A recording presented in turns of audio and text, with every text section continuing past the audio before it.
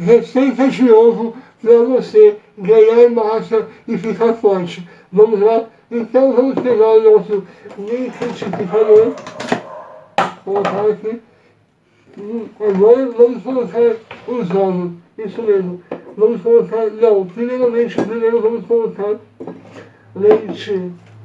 Isso aí, vamos colocar o leite primeiro. Então eu vou colocar aqui um pouquinho de leite no copo.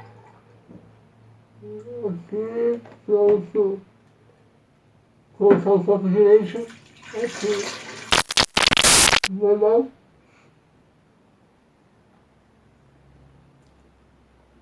Fica muito gostoso.